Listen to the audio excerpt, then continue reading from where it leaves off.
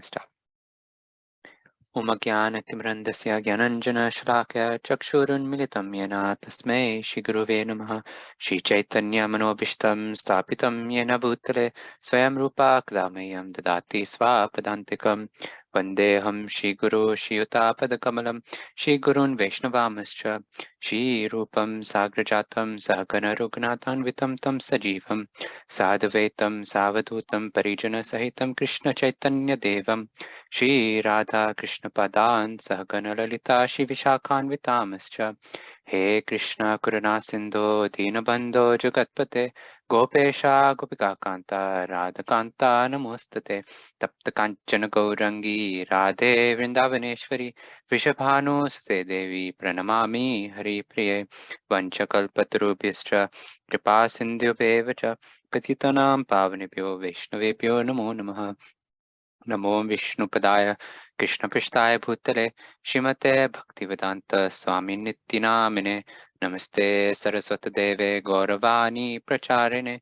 Nirvishesha Shunyavadi Paschatya Deshatarine Jai Shri Krishna Chaitanya Prabhu Nityananda Shri Advaita Gadadhara Shivasadi Gaura Bhaktavrinda Hare Krishna Krishna Krishna Hare Hare Hare Rama, Rama Rama, Hare Hare.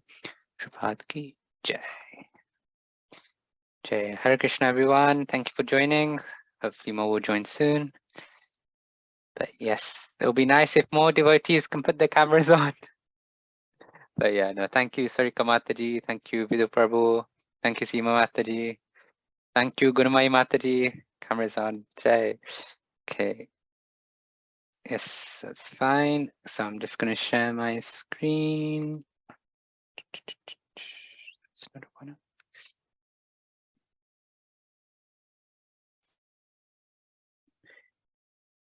So any devotees would like to read?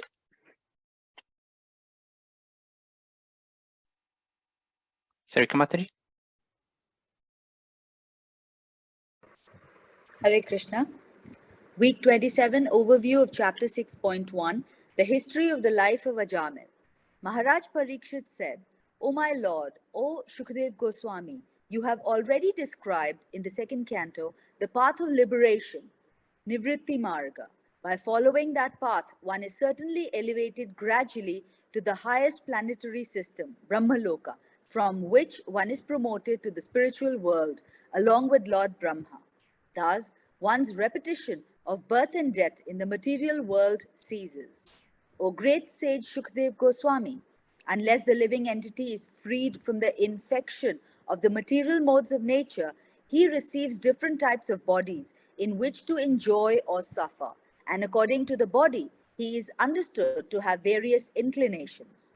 By following these inclinations, he traverses the path called Pravritti Marga, by which one may be elevated to the heavenly planets, as you have already described in the third canto.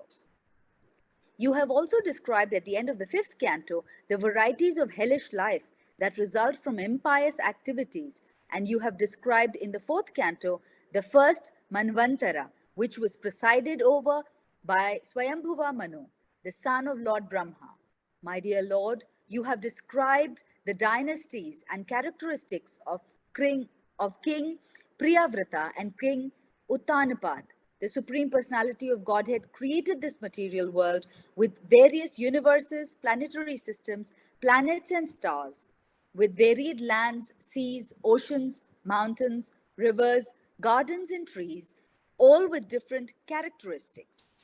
These are divided among this planet Earth, the luminaries in the sky and the lower planetary systems. You have very clearly described these planets and the living entities who live on them. O greatly fortunate and opulent Shukdev Goswami, now kindly tell me how human beings may be saved from having to enter hellish conditions in which, sorry Prabhuji, can you just, in which they suffer terrible pains. May I continue, Prabhuji? We'll just go around in circles if that's okay. Thank you. Gunamai Mataji? Yeah, so Hare Krishna. Sukadev Goswami replied, My dear king, if before one's next death, whatever impious acts one has performed in this life with his mind, words, and body are not counteracted through proper atonement according to the descriptions of the Manu Samhita and other Dharma Shastras, one will certainly enter the hellish planets after death and undergo terrible suffering, as I have previously described to you. Therefore, before one's next death comes, as long as one's body is strong enough, one should quickly adopt the process of atonement according to Shastra. Otherwise, one's time will be lost and the reactions of his sins will increase. As an expert physician diagnoses and treats a disease according to its gravity, one should undergo atonement according to the severity of one's sins. Hare Krishna. Thank you. Seema Mataji. Hare Krishna, Prabhuji. Maharaj Parikshit said, one may know that sinful activity is injurious for him because he actually sees that a criminal is punished by the government and rebuked by people in general. And because he hears from scriptures and learns scholars that one is thrown into hellish conditions in the next life for committing sinful acts. Nevertheless, in spite of such knowledge, one is forced to commit sins again and again, even after performing acts of atonement. Therefore, what is the value of such atonement? Sometimes one who is very alert so as not to commit sinful act is victimized by sinful life again. I therefore consider this process of repeated sinning and atoning to be useless. It is like the bathing of an elephant. For an elephant cleanses itself by taking a full bath, by then throwing dust over its head and body as soon as it returns to the land. Shukdev Goswami, the son of Vedavyasa, answered, my dear king, since acts mean to neutralize impious actions are also fruitive, they will not release one from the tendency to act fruitively. Persons who subject themselves to the rules and regulations of atonement are not at all intelligent. Indeed, they are in the modes of darkness. Unless one is freed from the mode of ignorance, trying to counteract one action through another is useless, because this will not uproot one's desires. Thus, even though one may superficially seem pious, he will undoubtedly be prone to act impiously. Therefore, real atonement is enlightenment in perfect knowledge. Vedanta, by which one understands the supreme absolute truth. My dear king, if a diseased person eats the pure, uncontaminated food prescribed by a physician, he is gradually cured, and the infection of disease can no longer touch him. Similarly, if one follows the regulative principles of knowledge, he gradually progresses towards liberation from material contamination. To concentrate the mind, one must observe a life of celibacy and not fall down. One must undergo the austerity of voluntarily giving up sense enjoyment.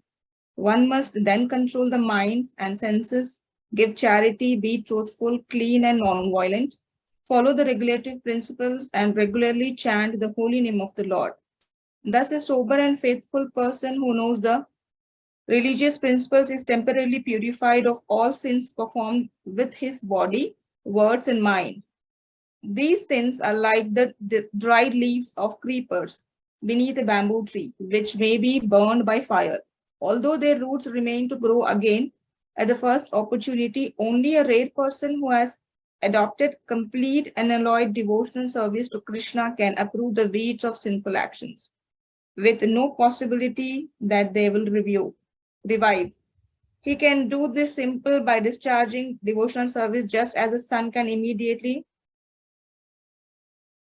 dissipate fog by its rays. My dear king, if a sinful person engage in the service of a bona fide devotee of the Lord and thus learns how to dedicate his life unto the lotus feet of Krishna, he can be completely purified. One cannot be purified merely by undergoing austerity, penance, brahmacharya, and other methods of atonement.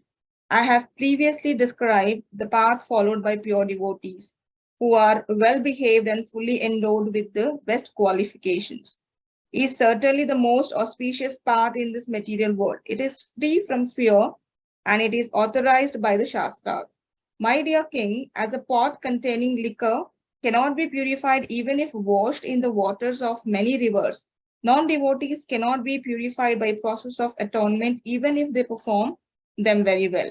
Although not having fully realized Krishna, persons who have never, no, who have even once surrendered completely unto his lotus feet and who have become attracted to his name, form, qualities, and pastimes are completely fed of all sinful reactions. For they have thus accepted the true method of atonement. Even in dreams, such surrendered souls do not see Yamraja or his order carriers who are equipped with ropes to bind the sinful. Hare Krishna. Thank you. Hemi Mataji. Hare Krishna Prabhu. In this regard, learned scholars and saintly persons describe a very old historical incident involving a discussion between the order carriers of Lord Vishnu and those of Yamaraj. Please hear of this from me.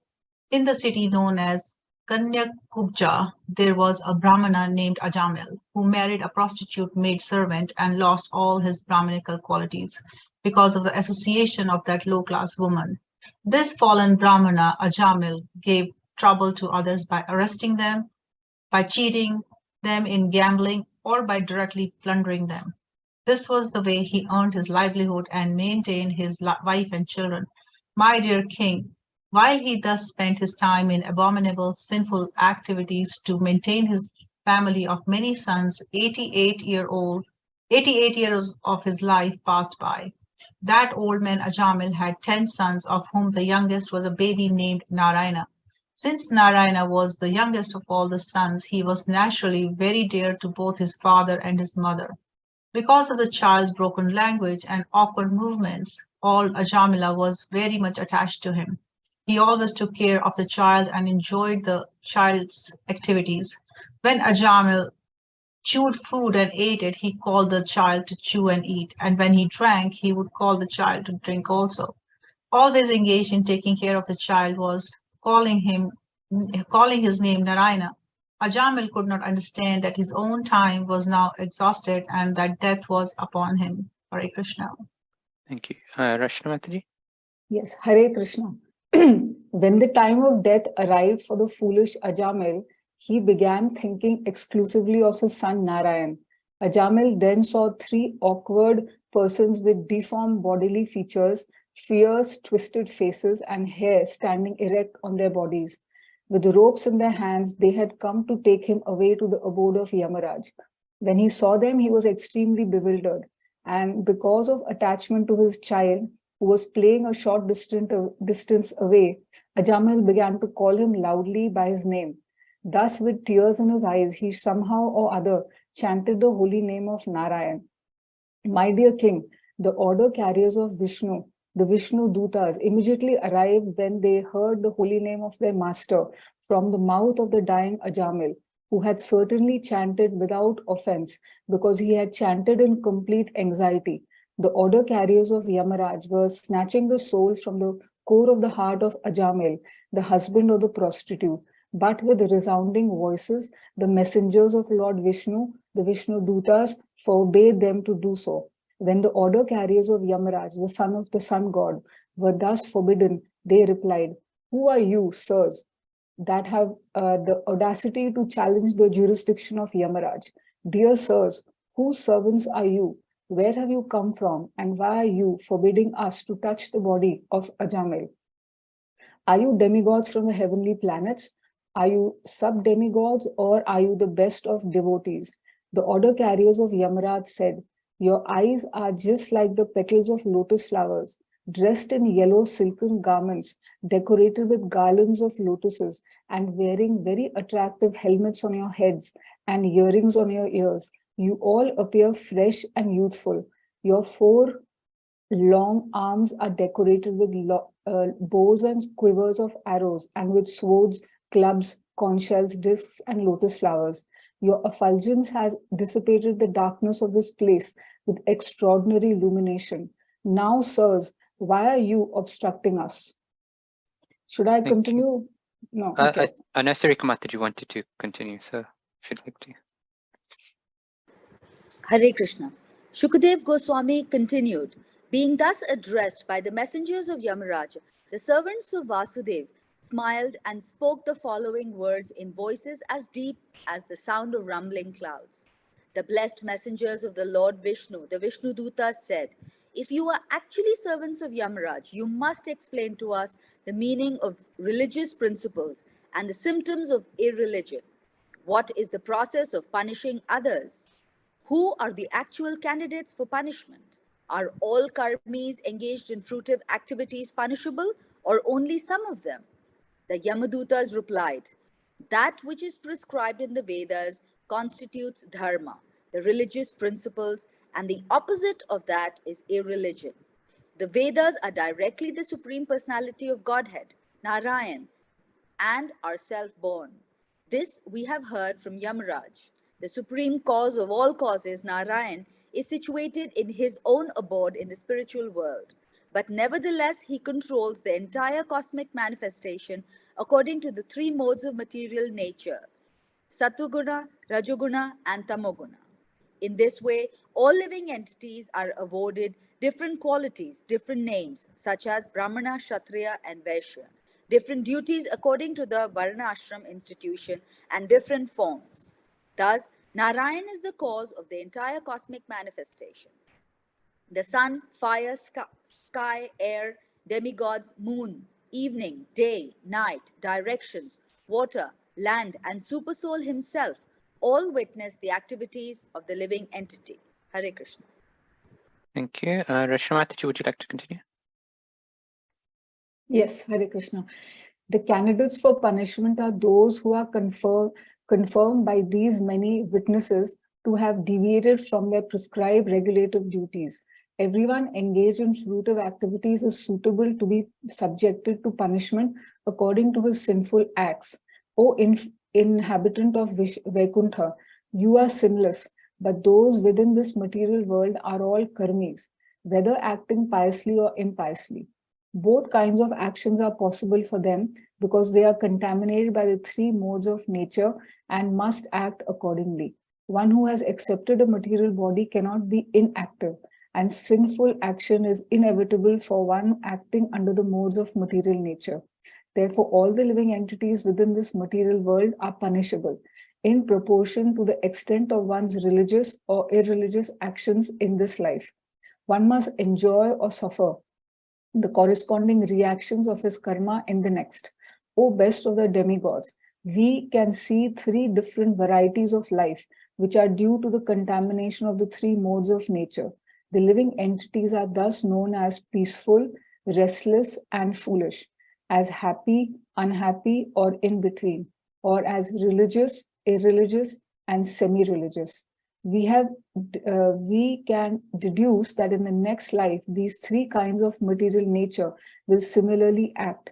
Just as springtime is in the present indicates the nature of springtime in the past and future, so this life of happiness, distress, or a mixture of both gives evidence concerning the religious and irreligious activities of one's past and future lives. The omnipotent Yamaraj is as good as Lord Brahma, for while situated in his own abode or in everyone's heart like the Paramatma, he mentally observes the past activities of a living entity and thus understands how the living entity will act in future lives. As a sleeping person acts according to the body manifested in his dreams and accepts it to be himself, so one identifies with his present body, which he acquires because of his past religious or irreligious actions, and is unable to know his past or future lives. Above the five senses of perception, the five working senses, and the five objects of the senses is the mind, which is the 16th element. Above the mind is the 17th element, the soul. The living being himself, who in cooperation with the other 16 enjoys the material world alone. The living being enjoys three kinds of situations, namely happy, distressful, and mixed. The subtle body is endowed with 16 parts. The five knowledge acquiring senses, the five working senses, the five objects of sense gratification, and the mind. This subtle body is an effect of the three modes of material nature. It is composed of insurmountably strong desires, and therefore it causes the living entity to transmigrate from one body to another in human life, animal life, and life as a demigod. When the living entity gets the body of a demigod, he's certainly very jubilant. When he gets a human body, he's also always in lamentation. And when he gets the body of an animal, he's always afraid. In all conditions, however, he's actually miserable. His miserable condition is called samshriti, or transmigration in material life. The foolish embodied living entity, inept at controlling his mind and senses and mind, is forced to act according to the influence of the modes of material nature against his desires. He's like a silkworm that uses its own saliva to create a cocoon and then becomes trapped in it with no possibility of getting out. The living entity traps himself in a network of his own fruitive activities and then can find no way to release himself. Thus, he is always bewildered and repeatedly he dies. Not a single living entity can remain engaged even for a moment. One must act for his natural tendency according to the three modes of material nature, because his natural tendency forcibly makes him work in a particular way. The fruitive activities a living being performs, whether pious or impious, are the unseen cause for the fulfillment of his desires. This unseen cause is the root for the living entity's different bodies. Because of his intense desire, the living entity takes birth in a particular family and receives a body which is either like that of his mother or like that of his father. The gross and subtle bodies are created according to his desire. Since the living entity is associated with material nature, he is in an awkward position. But if in the human form of life, he is taught how to associate with the Supreme Personality of Godhead or his devotee, his position can be overcome. Hare Krishna. Thank you, Seema Mataji. In the beginning, this Brahmana named Ajāmila studied all the Vedic literatures. He was a reservoir of good character, good conduct, and good qualities. Firmly established in executing all the Vedic injunctions, he was very mild and gentle, and he kept his mind and senses under control. Furthermore, he was always truthful. He knew how to chant the Vedic mantras, and he was also very pure. Ajāmila was very respectful to his spiritual master, the fire god, guest, and the elderly members of his household. Indeed, he was free from false prestige. He was upright, benevolent to all living entities, and well behaved. He would never speak nonsense or envy anyone. Once this Brahmana Ajāmila, following the orders of his father, went to the forest to collect fruit, flowers, and two kinds of grass called Samit and Kusha. On the way home, he came upon a Shudra, a very lusty fourth-class man who was shamelessly embracing and kissing a prostitute. The Shudra was smiling, singing, and enjoying as if they were proper behavior. Both the Shudra and the prostitute were drunk. The prostitute's eyes were rolling in intoxication and her dress had become loose. She was the condition in which Ajāmila saw them. The Shudra, his arm decorated with turmeric powder, was embracing the prostitute. When Ajāmila saw her, the dormant lusty desires in his heart awakened, and in illusion he fell under the control. As far as possible, he patiently tried to remember the instructions of the Shastras, not even to see a woman. With the help of this knowledge and his intellect, he tried to control his lusty desires. But because of the force of Cupid within his heart, he failed to control his mind. In the same way that the sun and moon are eclipsed by a low planet, the Brahmana lost all his good sense. Taking advantage of the situation, he always thought of the prostitute, and within a short time, he took her as a servant in his house and abandoned all the regulative principles of a Brahmana. Thus, Ajāmila began spending whatever money he had inherited from his father to satisfy the prostitute with various material presentations so that she would remain pleased with him. He gave up all his Brahminical activities to satisfy the prostitute because his intelligence was pierced by the lustful glance of the prostitute. The victimized Brahmana Ajāmila engaged in sinful acts in an association. He gave up the company of his very beautiful young wife who came from a very respectable Brahmana family. Although born of a Brahmana family, this rascal benefit of intelligence because of the prostitute's association earned money somehow or other, regardless of whether properly or improperly, and used it to maintain the prostitute's sons and daughters. This Brahmana irresponsibly spent his long lifetime transgressing all the rules and regulations of the holy scriptures, living extravagantly and eating food prepared by a prostitute. Therefore, he is full of sins. He is unclean and is addicted to forbidden activities. This man, Ajāmila, did not undergo atonement. Therefore, because of his sinful life, we must take him into the presence of Yamraja for punishment. There, according to the extent of his sinful act, he will be punished and thus purified. Hare Krishna. Okay, thank you. Thank you to the devotees. Just a quick question before we get into the chapter. How many, if you just want to put your hands up, how many have read Canto 5? Or familiar with it? Okay, a few. Okay, that's fine.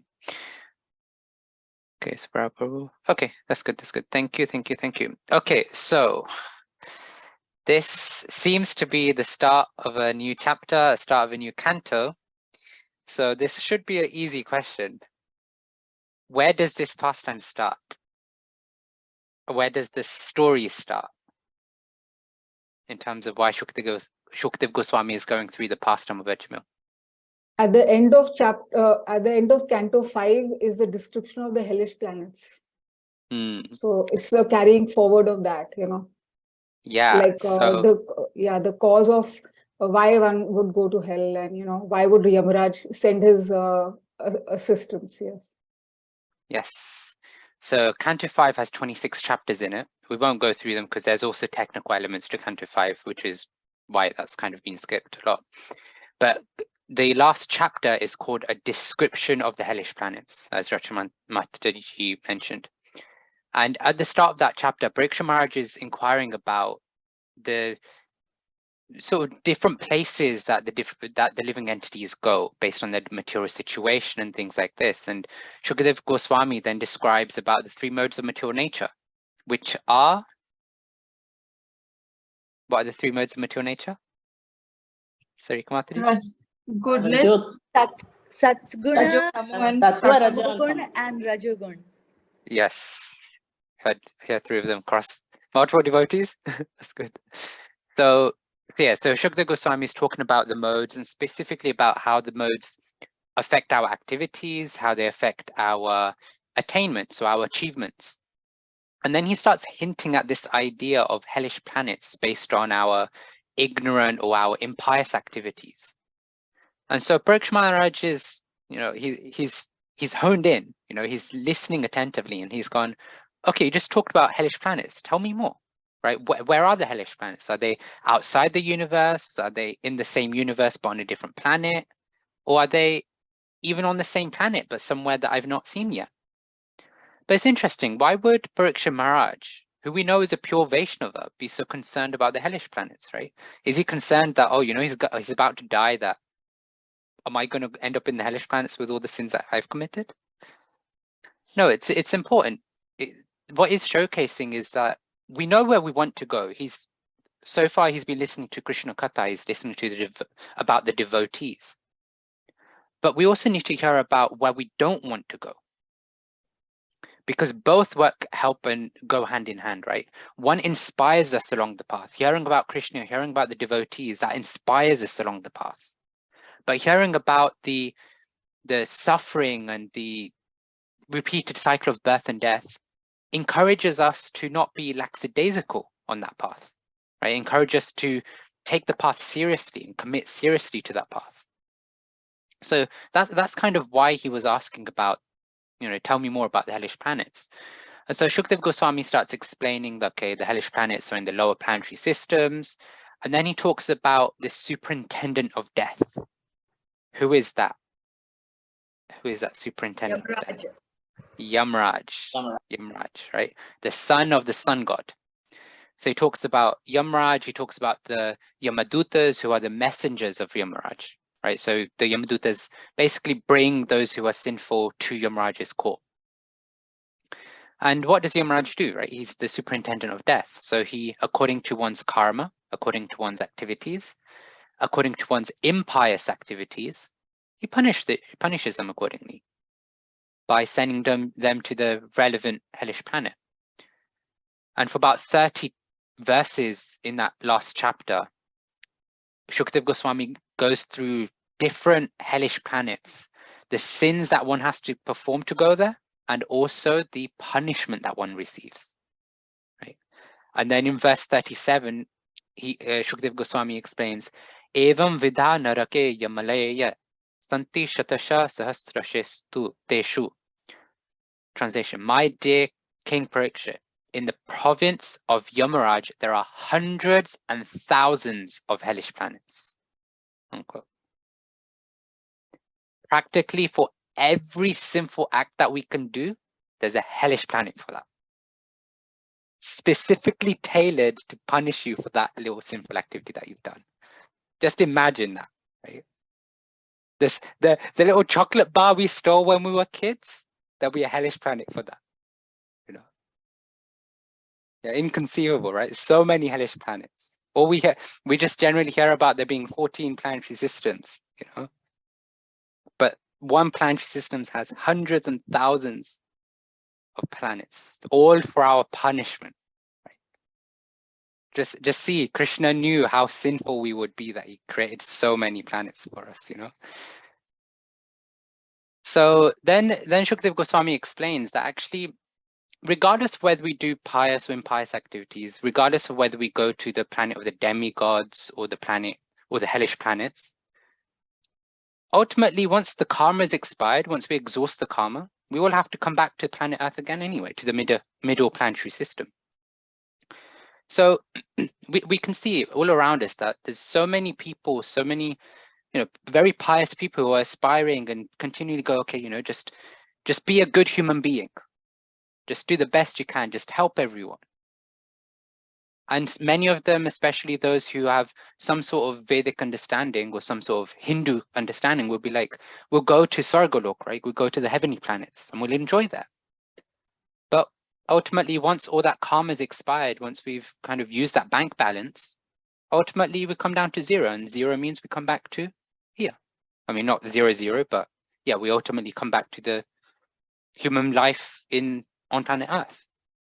So actually, when we look at the human form of life on Earth, is actually perfectly equipped for our journey back home to back to Godhead. There's not so much opulence, there's not so much material prosperity that we become blinded by, oh, you know, all this Aishwarya, you know, I can just enjoy. I don't have to think of anything. No, we have opulence and there's certain amounts of it.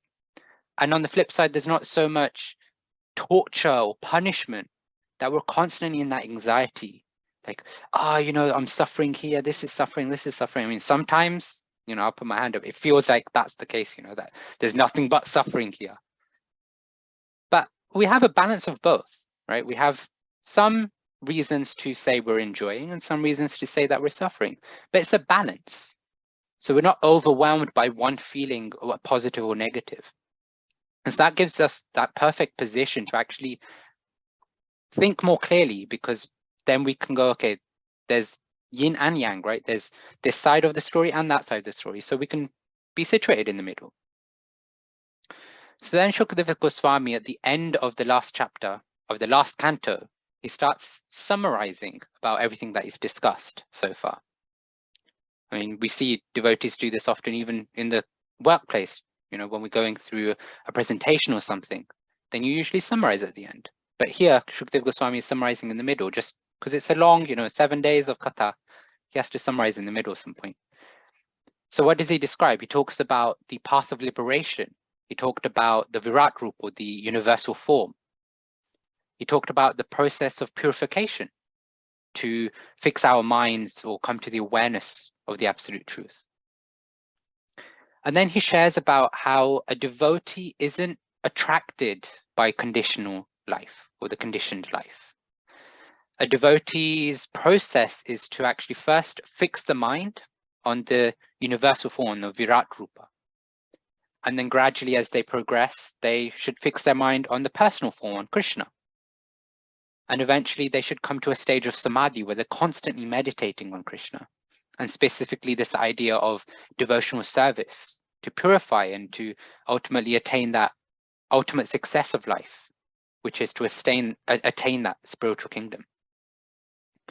And that's where we come to Canto 6, right? Canto 6 is entitled Prescribed Duties of Mankind. And in chapter 1, we're talking about the history, the life and history of a personality called Ajāmila. But it's interesting, when we look at the first 5 verses of this chapter, we saw in the last chapter, Shukdev Goswami summarizing what he said. And now in these first 5 verses, we see that Parikshit Maharaj is now summarizing what he's heard from Shukdev Goswami. And the way that conversation evolves is actually interesting, right? Because how many of us, when we're listening to Krishna Katha, when we raise our hands to speak to the, whoever's on the Vyasasana at the end of the day, how many of us reflect back on what we've discussed, what we've heard, right? We don't, but here's Parikshit Maharaj, he had 7 days. I've not come across like timelines in terms of which canto was spoken when, but we can imagine based on like the verses and stuff, it's probably end of day 2, maybe day 3 or something like that. Right, so near the middle somewhere, middle few days. But here's Parikshit Maharaj who's listening to Krishna Katha for 7 days straight. A couple of days have passed and he's attentive, he's focused. It's like he wants Shukdev Goswami and all of us to realize and see that this is my focus, I'm not listening to this Krishna Katha and at the same time making my shopping list about what I'm going to do when I finish Katha, He's focused. But what happens in our days, right? When we're sitting in the temple room listening to the Bhagavatam class in the morning, half an hour goes and the listeners are falling asleep. An hour goes and the speaker himself falls asleep, That's our attentiveness in Krishna Katha. That even the speaker himself or herself is not attentive in Krishna Katha half the time. So Parikshit Maharaj is showing us how to really absorb and discuss Krishna Katha. It's not just a one-way street. It's not just, okay, one person speaks, the other listens, and then asks clarifying questions. It's also, at times, it's good to reflect back. That, okay, this is what I've understood. This is what I've heard. Right? Maybe not with the speaker, but maybe with those around you, maybe other devotees that were in the class, maybe. It's always good to absorb ourselves even outside the classroom or outside the temple room. So then we go on, and Parikshit Maharaj in verse 6, he's asking about how, it goes back to the point of the last chapter. He's going, okay, you spoke about all these things, but the last thing you spoke about is the hellish planets. So tell me, how can human beings save themselves from ever going to the hellish planets? To avoid going to the hellish planets, you should do something to just not perform those sinful activities, right? Or be able to atone for them in some way. But again, we think back to the point that Parikshit Maharaj is a couple of days away from the snake bird biting him. Is he scared after hearing about all these 30 different hellish planets and then these hundreds and thousands of hellish planets that maybe he's going to go? Maybe he's thinking that because of what he did to the Brahmana, maybe there's a hellish planet for that and he's going to have to suffer there. But we know he's a devotee. At the end of his life, he's engaged in Krishna Katha. He's hearing and discussing Krishna Katha with the topmost devotee, Shukdev Goswami. And then we also know from the Bhagavad Gita, Antikale cha mameva smaran muktva kalevaram ya prayati samadbhavam yati nastyatra shamshaya. This is chapter 8, verse 5 from the Bhagavad Gita. And whoever at the end of his life quits his body, remembering me alone, at once attains my nature. Of this, there is no doubt. Nastyatra samshaya. Right? There is no doubt. So we know Pariksha Maharaj is going back home, back to Godhead, right? So why would he spend the time when he could be thinking about Krishna, when he could be discussing about Krishna with Shukadeva Goswami, who has realized he knew Krishna Katha?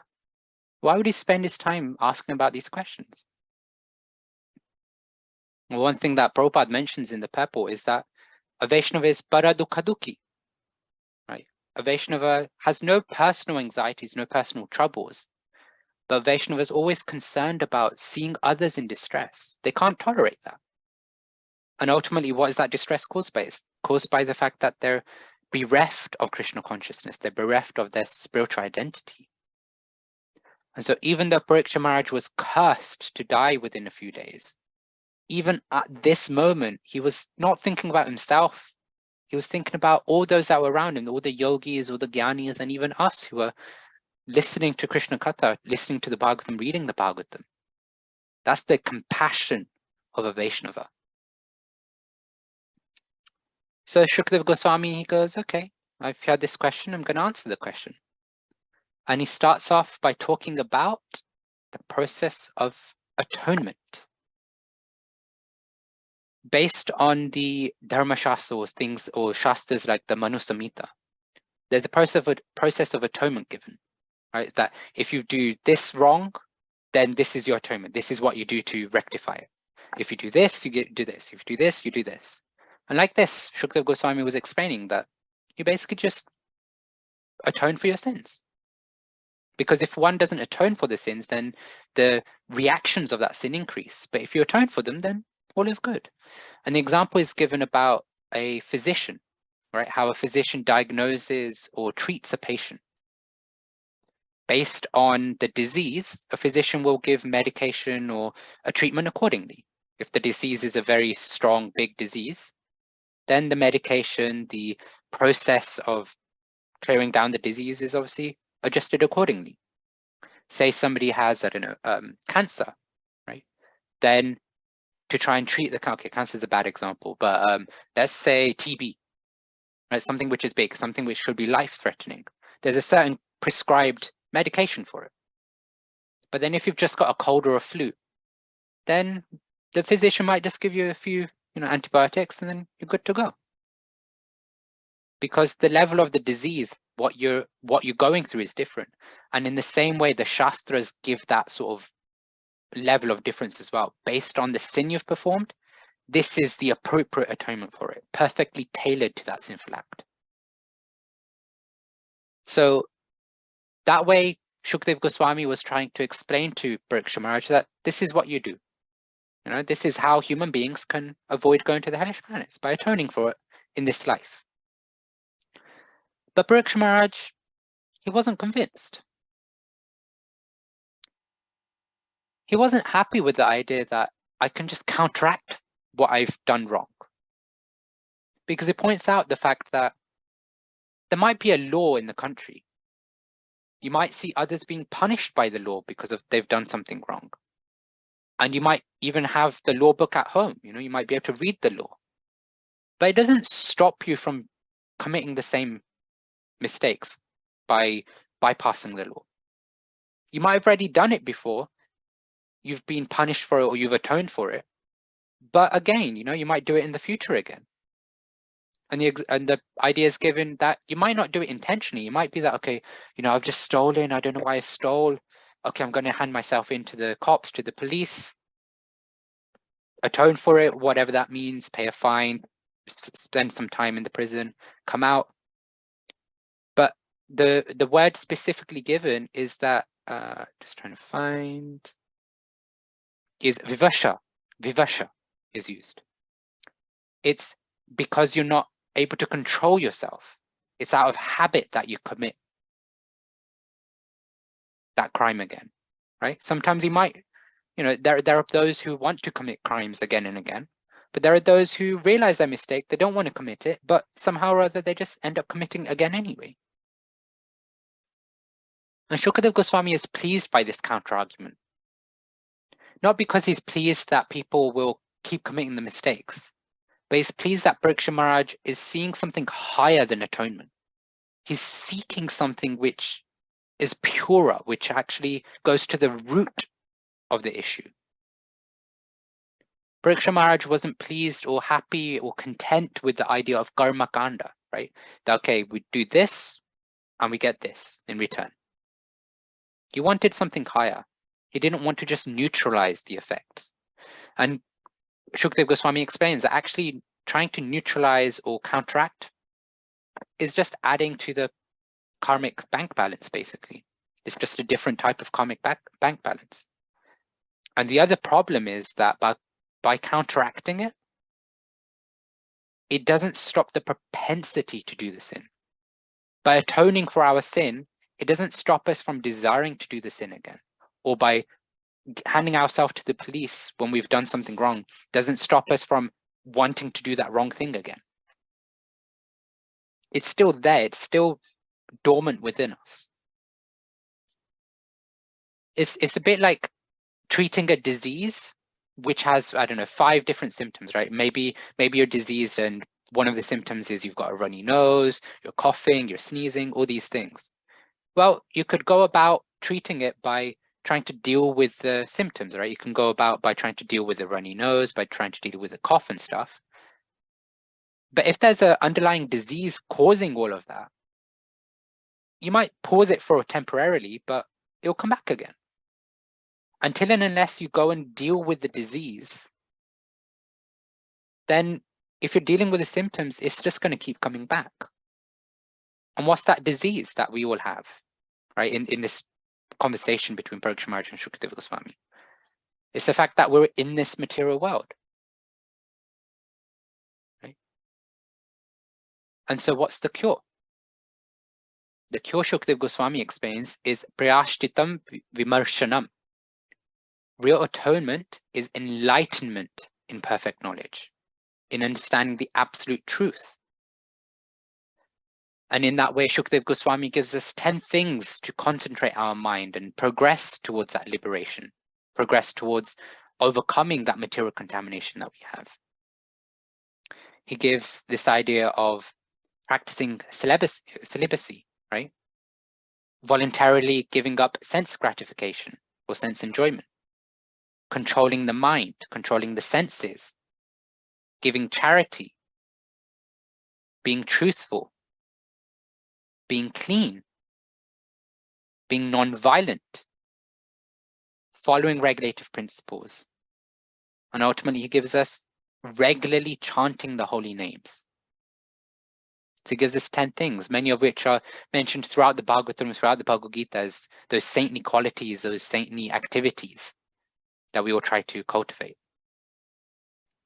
But then Shukdev Goswami gives us something even higher than that enlightenment in perfect knowledge, something even higher than cultivating Jnana Yoga. And that's Kevalaya Bhakti, unalloyed devotional service to Krishna. That devotional service uproots even the possibility of sinful activities. When we surrender to Krishna and become attracted to his name, his fame, his form, his qualities, his pastimes, it's so potent that Shukdev Goswami explains that even if we haven't fully realized Krishna, we become completely freed from all the sinful reactions. Just think, we don't even have to know Krishna in full. We just have to endeavor towards Krishna, and we become free from our sinful reactions. And the example is given of this, how the sun can dissipate the fog by its rays. When we have a foggy day, we can look outside of the window and we'll just see fog everywhere. And sometimes the fog will be so bad that, or so heavy, that you probably won't be able to see that there's a house across the road, right? That's how foggy it can get, especially in the UK, and I know certain parts of America as well. But we know that the fog is not actually all pervasive, right? So we know that it's not just everywhere, it's just localized in a certain place. And so the first ray of sun that comes, it practically dissipates the whole fog almost instantly, right? It takes, depending on the clouds and stuff, it takes a bit of time, but it can be instantly, or it can just take within a few seconds, or a minute or 2 minutes at most. And in the same way, devotional service, just even a little bit of devotional service saves us, right? That devotional service is like that dawn, that first ray of sun. And our sinful propensity, our sinful reactions, our actions are like the fog.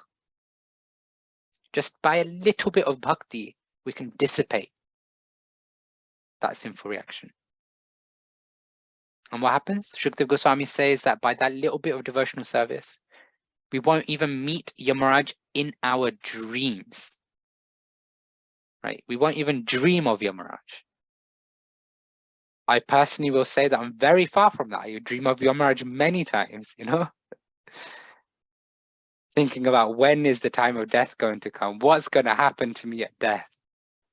Why am I not a pure devotee yet? But these are the claims that Shukdev Goswami is making. Right? Such big claims that a little bit of devotional service is so potent that it doesn't matter if you're not a pure devotee like Shukdev Goswami or Parikshit Maharaj or Srila Prabhupada and all these personalities. Just by doing a little bit of service, sincere service, we won't see Yamaraj.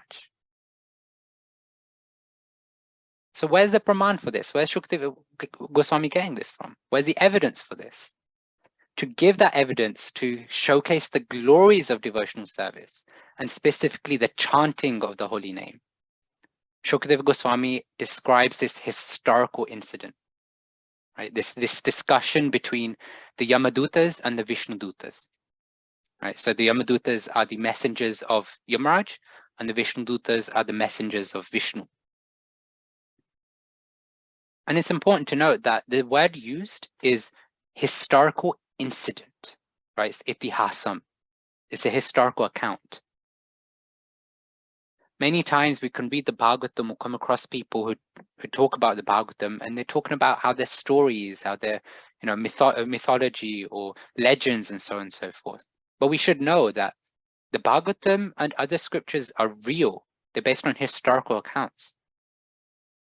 I was listening to a class from Prabhupada, I think this was yesterday or the day before. And it was interesting in terms of the way he used the terminology. It was an interview, and he was asked about I forgot the question, but it was the authenticity of the scriptures like the Bhagavatam. And Prabhupada was mentioning how actually they're all history. According to, they're all historical, they're all from the beginning of time. According to modern history, they are 5,000 years old. From modern history, we can date the scriptures back to so many thousands of years. But he said that they're from the beginning, they're timeless basically. But for modern history purposes, it's 5,000 years old. But that's still a long time. 5,000 years old is still a long time. But that's why they're itihas, they're history. They're not make-believe stories. They're not just self-concocted stories to try and give a moral, to try and give some sort of learning or entertainment, and kind of off topic, but that's kind of what Hinduism has become, right? This idea of Hinduism is that all these stories that happen are just to give us a moral. Like this is the moral of Holi, this is the moral of Diwali, good versus evil, etc., etc. But it's not that. There's a moral to the pastimes that the Lord and the Lord's devotees perform, but they are real pastimes. And ultimately, they perform these to attract us towards devotional service, to attract us towards them. And in this case, who's the historical account about? It's about a personality named Ajāmila, right? Ajāmila translated means indisciplined. Somebody who is indisciplined, somebody who is not disciplined. Now, what are we going to learn from a personality whose name itself means no discipline? When we're following Bhakti Yoga, when we're following Rupa Goswami, Prabhupada, who gave us 4 regulative principles and 16 rounds minimum of chanting. Somebody who's not disciplined is not going to follow those. So what are we going to learn? Well, I know most of the devotees on this call have probably heard the pastime before and we've obviously read through it, so there's no surprise. But yeah, before we go into Ajamil's before we go into the conversation between Vishnudutas and Yamadutas, let's understand a bit about Ajamil's background, which is shared by the Yamadutas at the end of the chapter. So Ajamil is a Brahmana, right? He's a great Brahmana, actually. He was, in his earlier days, he was very sincere, he was very serious. He would study the Vedas diligently, he would present, and he would be a reservoir, it's described, of good qualities, of good character, of good conduct.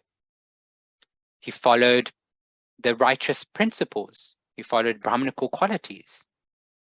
He was controlled in the mind, in the tongue, in his activities, he was controlled. And he was always progressing along that path of liberation, right? Because that's what Brahmanas do. The Brahmanas study the scriptures, they worship God, they worship Bhagavan, and they follow the path sincerely, right? Truthfully, with cleanliness is another Brahmanical quality that he followed. And of course, there's the obvious being respectful to all, especially the seniors. So he would do all these things. But then one day his father sent him for, let's say, shopping, not shopping in the supermarket or in Loy Bazaar or something like that, but going to the forest to collect some things.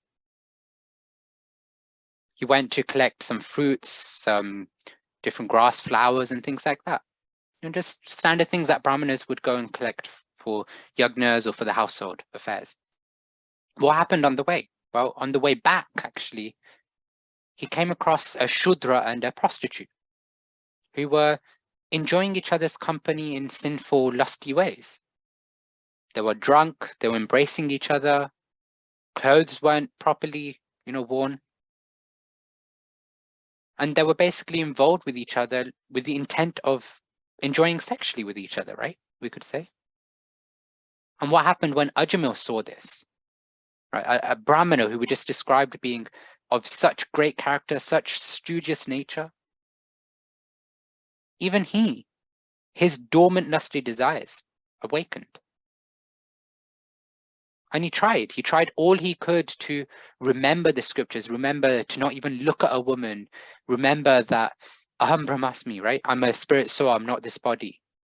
He tried to remember all these things. Even in a part of the Bhagavatam, it's described that the body is just made of blood, mucus, and air and bile and all these different things, right? All these gross things that we wouldn't want to associate with. He tried everything to remember all of this, to reignite that intelligence to help him.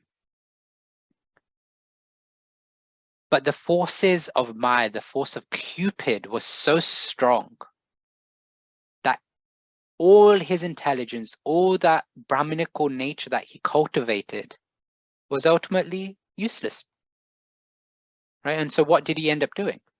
Well, first he started to always just think about the prostitute.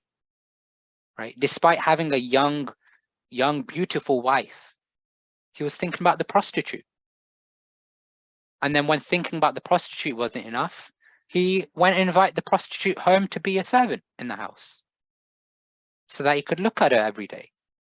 When that wasn't enough, he was physically engaged with the prostitute as the maidservant. When that wasn't enough, he practically started whatever he could get, he would always do for the pleasure of the prostitute. Even anything that he inherited, any money that he got, any goods he brought, he used that all for the pleasure of the prostitute so that he could enjoy his illicit relationship with her. And it's described that his whole life became so sinful, right? His whole good characters, all his qualities were completely spoiled. He started troubling people, he started arresting them, he started cheating them in gambling, and he even stole directly from people. And he did this not at 20, 25, 30 years old. He did this at 88 years old. I don't know if anybody on this call is even close to that age, but just think, right? That's more than double my age, He's doing this at 88 years old just to maintain the prostitute and the 10 sons that he's begotten in the prostitute. He's completely forgotten about his good wife, his chaste good wife. He's fully engrossed in the prostitute. And the height of his sin is shown by the fact that he has a young son, right? A small baby son at 88 years old. From a Vedic culture perspective, what's meant to happen at 50 years old? Vanaprastha. Vanaprastha, right? So if we're following the textbook, then we're meant to leave the home at 50 years old and go and cultivate God consciousness. But okay, maybe we don't leave home, but at least in our home, we're meant to detach ourselves from the family affairs. At the very least, detach ourselves from physical interactions with the spouse. But here is Ajāmila at 88 years old, engaging in sexual activity with the prostitute, with his wife, so-called wife, such that he's begotten a son who's basically a baby, right, in the past couple of years. And naturally, when the son or a child is so small, what happens? Well, the parents are completely attached and absorbed in the son, right? We can imagine just our children, our nieces, nephews, or our grandchildren. When they come over, where's the consciousness gone, right? Consciousness is fully in the baby child. Think about how cute they are, how they're so dependent on you, changing their nappies, feeding them, washing them. And then when they start learning how to speak or crawl or talk, then the cameras start coming out, the mobile phones start coming out. We're like taking videos of them, putting it on our family WhatsApp group. Oh, look what the baby's doing today. All these things happen, But what does that do? Ultimately, all that nonsensical stuff, it builds up that attachment towards the child, right? And I experienced this myself with my nephew, right? He's only probably about 18 months old now. And he's very lazy when it comes to eating food, actually. He doesn't like to chew. Yeah, so he's learning how to chew, but he doesn't like to chew.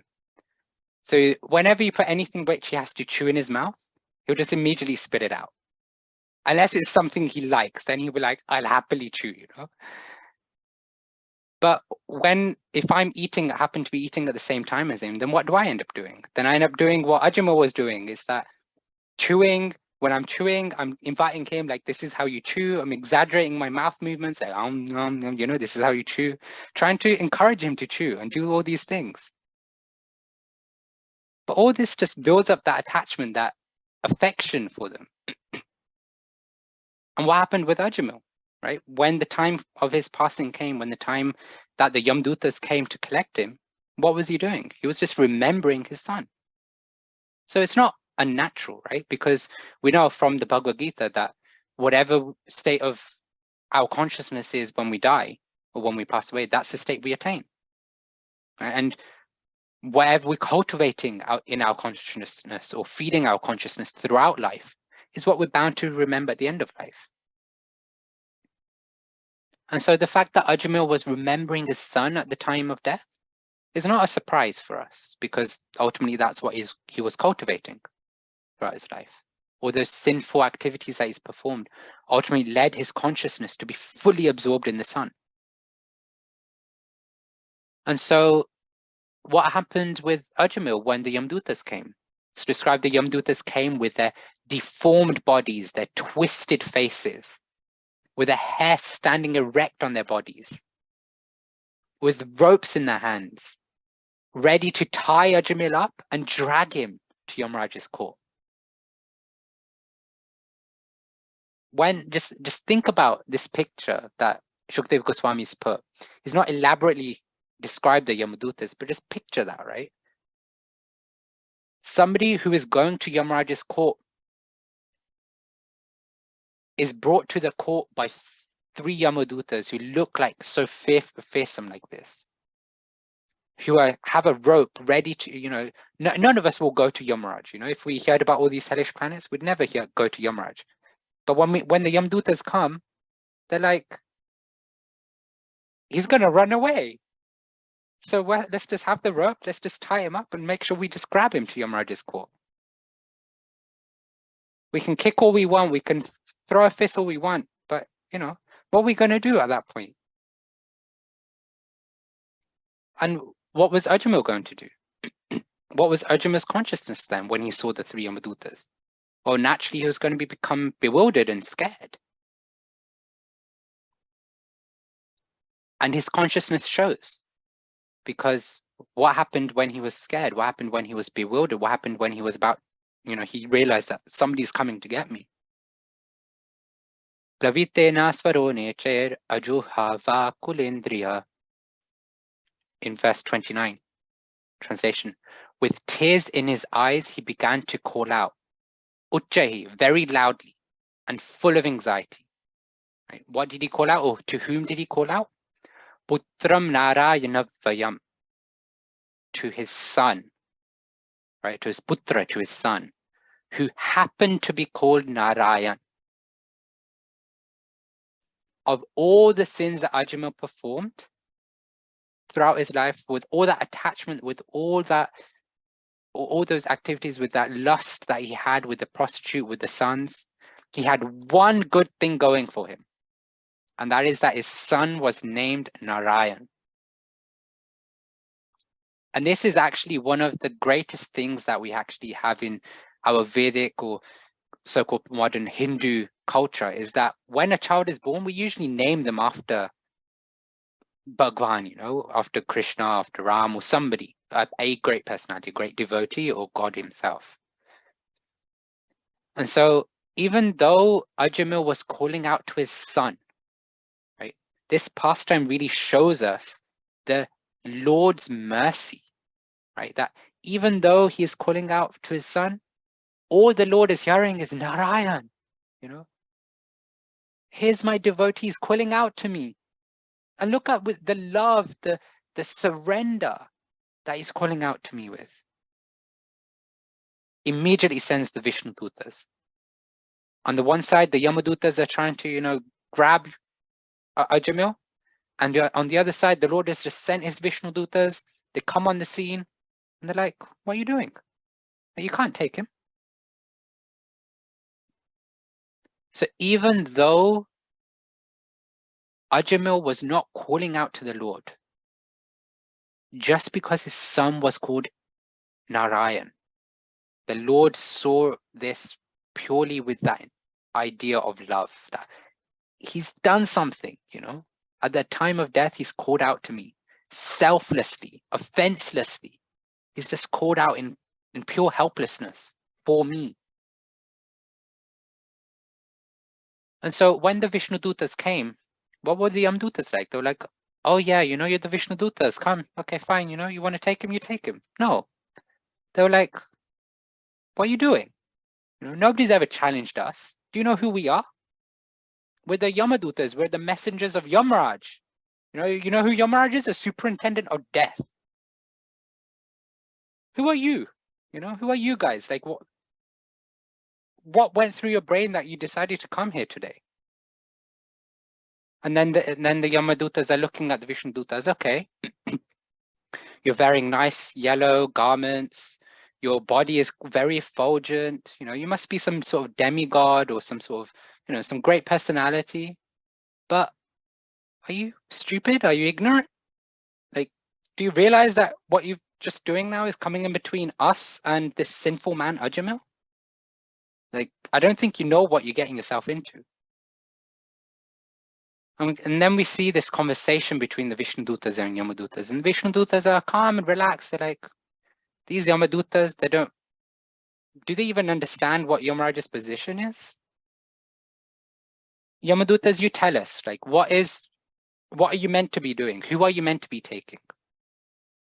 Do you even understand who you can and cannot take? Do you even understand what Yamaraj's role is in the creation? And so in this way, then the Yamadutas start responding, basically. They give philosophical facets, right? They talk about Narayan, the Lord. They talk about this idea of religion, irreligion, dharma, etc. And then also the principle of karma, right? Because that's ultimately what Yamaraj is going to deal with, is the karma, dharma and the karma. And then they also talk about this influence of the material modes. How actually, you know, you Vishnudutas, you seem like you've transcended these three material modes, but everybody here on this planet, especially this Ajāmila here, they're all influenced by the modes. And Ajāmila here is influenced by definitely the mode of ignorance. And so in this way, they're explaining about their understanding of what they're meant to be doing. And then also reasoning how Ajāmila is prime for the punishment of going to Yamaraj and the court of Yamaraj. And unfortunately, like most of the Bhagavatam chapters, we have a cliffhanger here. Because now the Yamadutas have shared their view on who they're meant to take, and it's very convincing. You know, because they've explained basically what I've talked about before, that how sinful Ajāmila's life has been. He had a small good thing going for him in the beginning of life, where he was a staunch brahmachari, a staunch brahmana. But then one wrong association and his whole life went wayside. Surely, you know, he's worthy of punishment now, you know, we're ready to take him. But we have this cliffhanger on the glories of the devotional service. We have this cliffhanger on the glories of the holy name. So I shall end there on this cliffhanger, which Satprem Prabhu shall enlighten us on next week. Hare Krishna. Hare Krishna. Questions? Thank you. Comments? Wonderful, Prabhuji. Hari Bol, Prabhuji. Hare Krishna. Any questions, any comments? Sarika Mataji. Thank you for the lovely class, Prabhuji. I was just, you know, thinking of what we heard in this class and relating it to the last week. There we heard that when the Vishnudutas came to take Dhruva Maharaj, they were inviting him into the the chariot that had come to take him, the Viman, and they said that you are very fortunate that you are coming with us to Vishnu Lok. Even the big rishis and demigods, some of the big rishis and demigods don't get this opportunity to go to the Vishnu Lok. So, so on one side, we know how difficult it is to go to Vishnu Lok. And immediately this week, we hear of Ajāmila, where, so it's like a spectrum where we see the candidacy of going to Vishnu Lok being like Dhruva Maharaj, and here Ajāmila. So the mystery deepens. Hare Krishna. A very packed statement with lots of questions inbuilt. So yeah, it's a very, very good point. On the one side, you have examples like Dhruva Maharaj, who can just go back, you know, and all the Vishnudutas are like, all the demigods are like, oh my gosh, you know, he made it. How did he make it? And then on this side, we have Ajāmila, who I just described being the most sinful man, just getting a free pass from the Vishnudutas. Like, oh, you know, like. But the thing we have to remember is that a lot of the times there's one part which is the pastime aspect, right? There's the explanation of the pastime, there's a reason behind the pastime and so on and so forth. But then there's also the technicality of the fact that when we think of these great rishis, the example that you gave, the great rishis, the demigods, how God conscious are they even by mistake? What do rishis generally do? Rishis are generally those who will practice austerities or cultivate knowledge. But that knowledge doesn't necessarily lead them to Krishna. It's more speculative or more just for the point of, I've got all this power. I've got all this knowledge. demigods, like we were talking about in relation to Canto 5, chapter 6, Canto 5, chapter 26, the demigods are based in an opulent position, far more opulent than we are. So yes, they're devotees, they've been empowered in those positions. But there are devotees who are empowered in those positions, and there's and then there are living entities who have gained the karmic bank balance to go to the land of the demigods and become a demigod. They aren't necessarily devotees. They've got there because of their pious activities.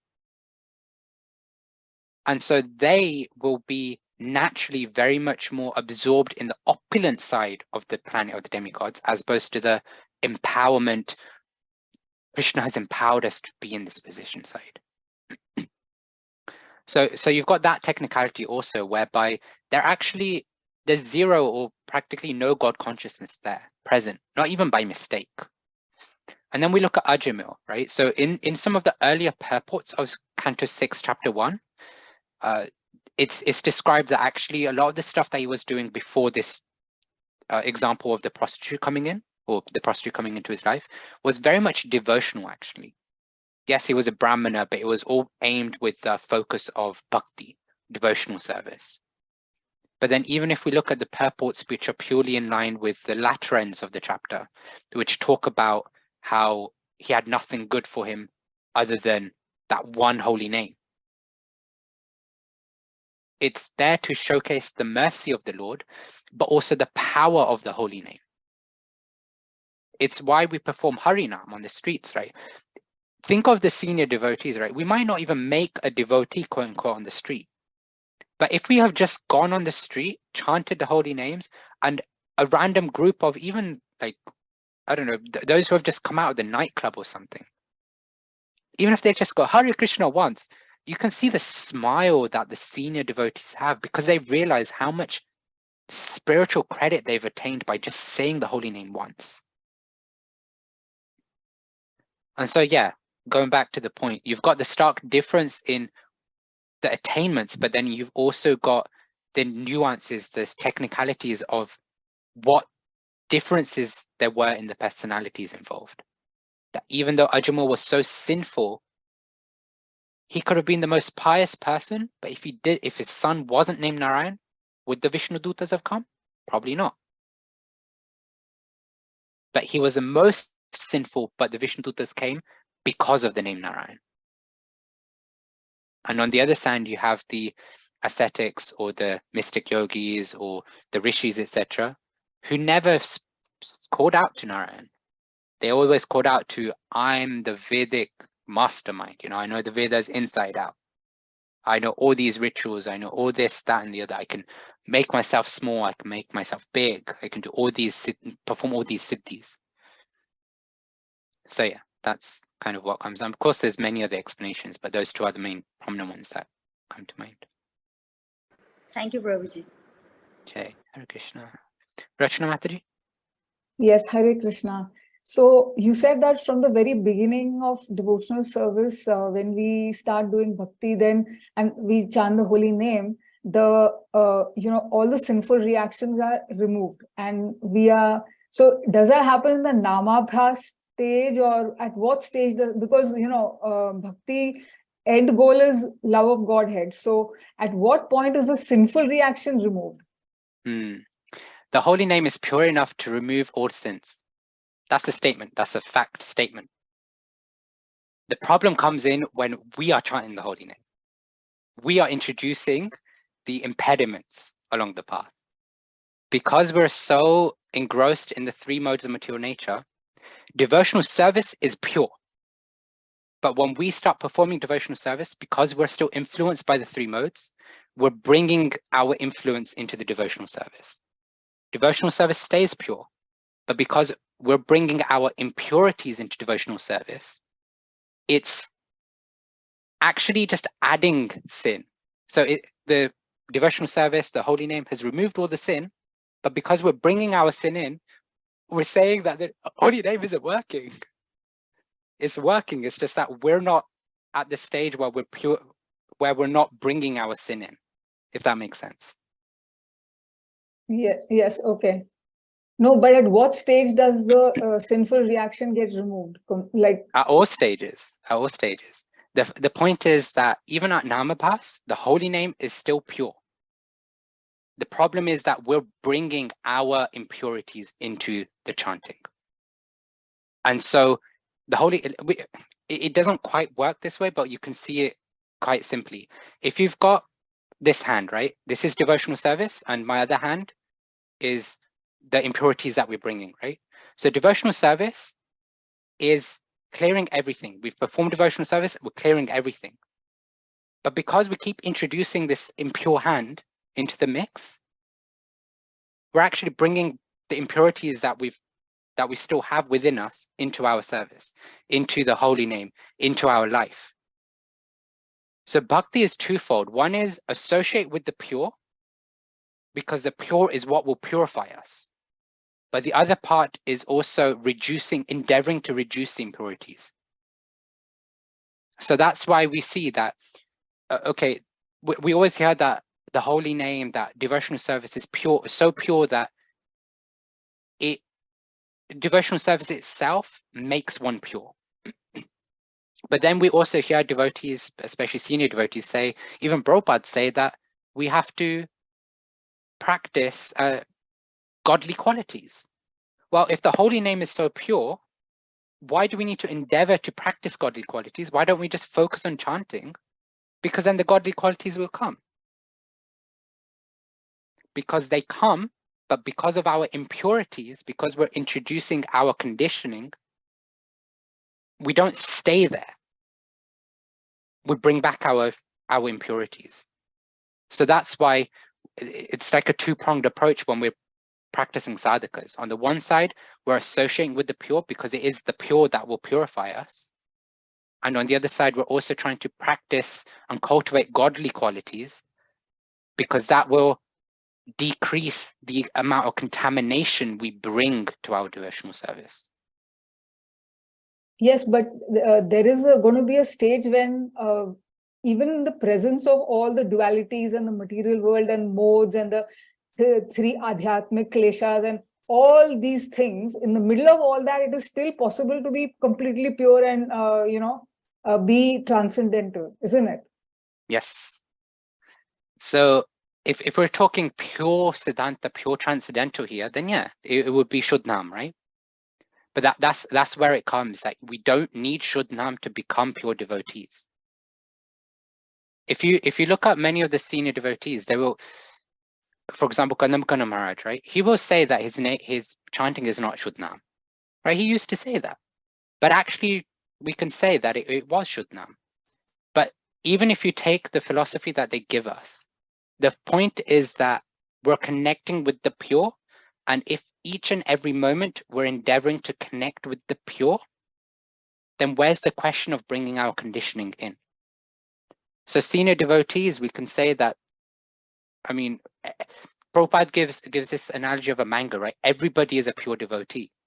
Some are ripe mangoes, some are primed. It's the matter of becoming that mango that is fully ready for purity. I don't think that still answers the question you fully after, but I don't know if, yeah. No, like I just meant to ask that, what is the stage you reach where there's no problem that you will ever fall down? What is the point you reach when you know that there'll be never the possibility of you falling down? Difficult question. I don't have an answer to that. The only answer I can give is Prabhupada always prayed, let me never fall down to Maya. Yes, beautiful. Thank you. That's a very nice prayer. Yes. Yes. Jay. Thank you. Prabhu.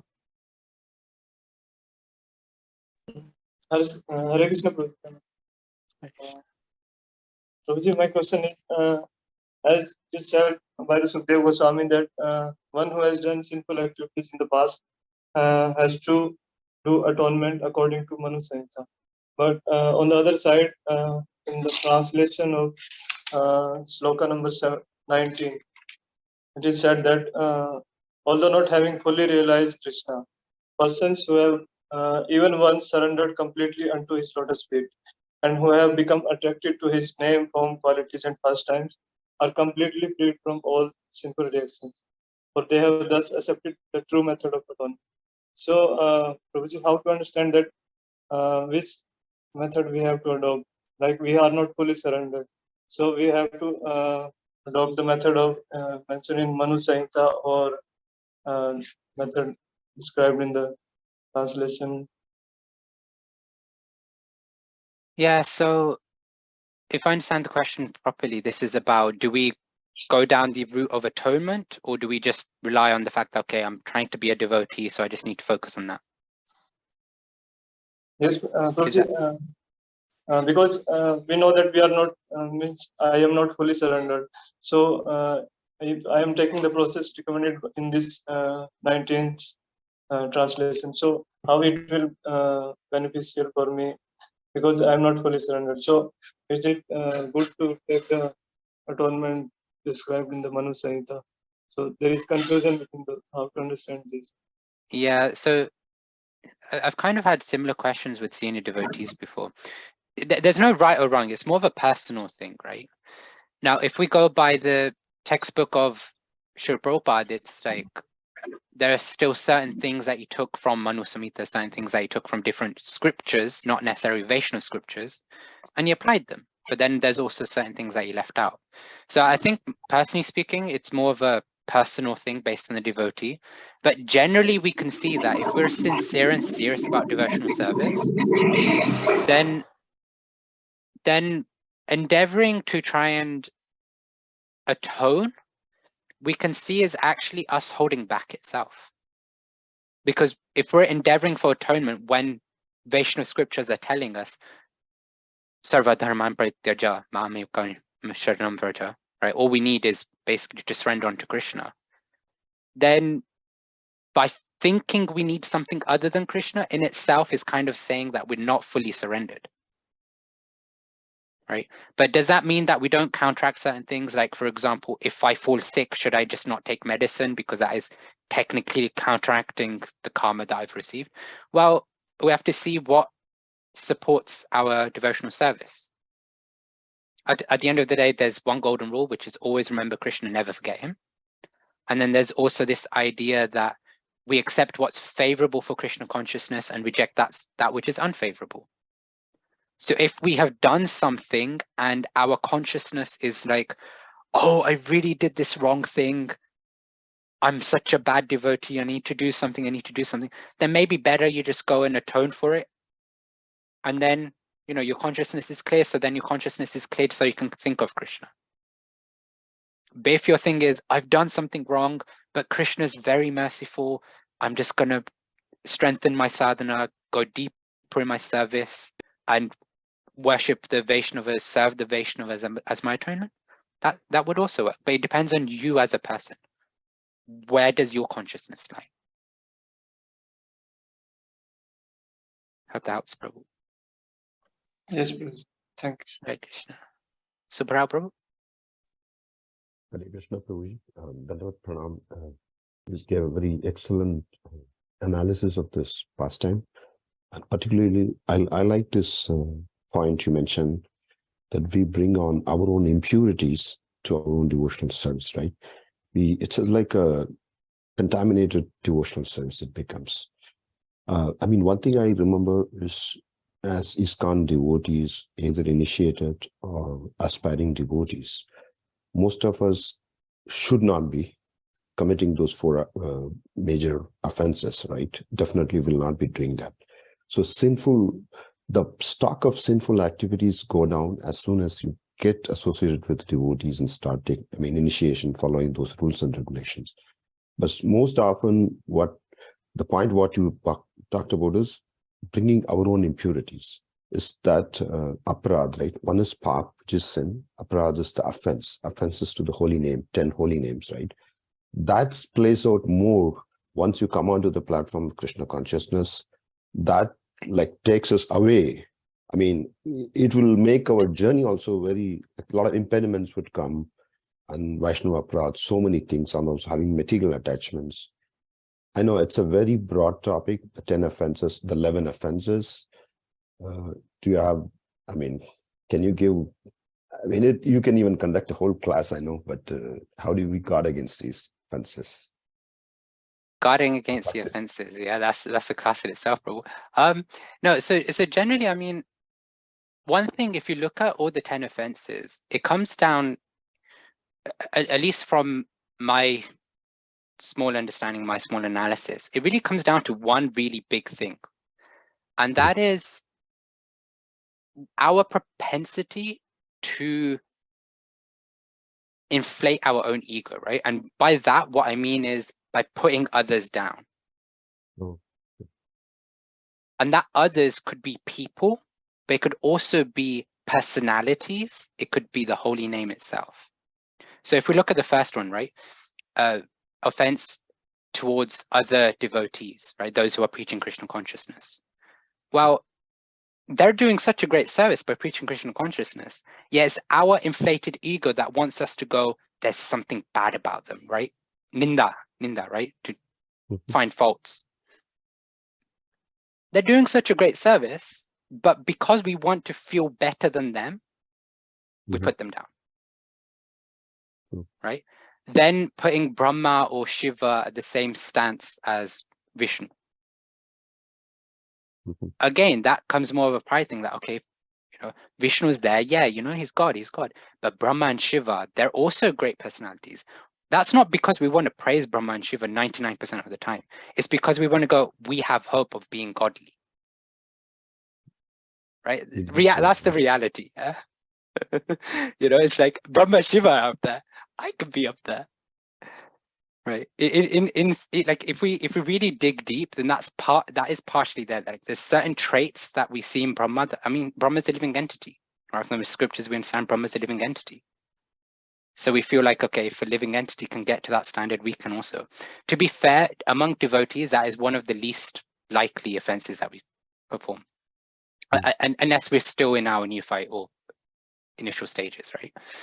And then say, even if you go down to, say, offense 7, which is performing the karmakanda activities. Thinking that the holy name is like karmakanda. It's basically like, I can justify all these other activities because they're all as equal to the holy name.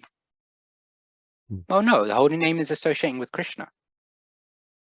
The other activities, the fruitive activities we're doing are either there because we're conditioned, or they're there because they support our varnashram situation, which should in turn help us to chant the holy name, but it's not equal to the holy name.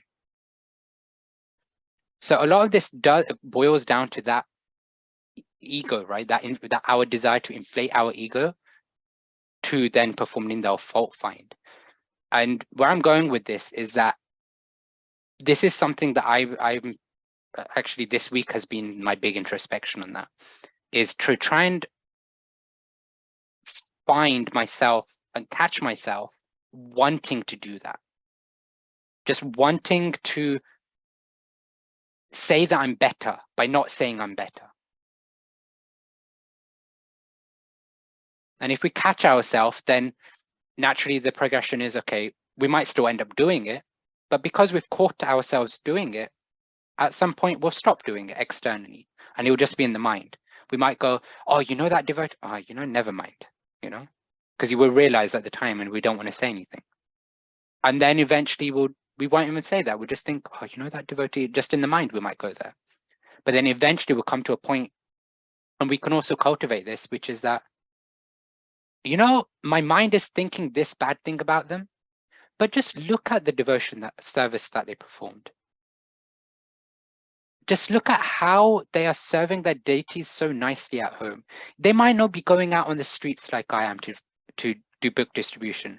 They might not be engaged in the book marathon, But look how sincerely, day after day, they're making bhog at home for their deities, non-stop. So we can cultivate, again, that two-pronged approach. Catch ourselves and just find ways to glorify the personality in the actual position.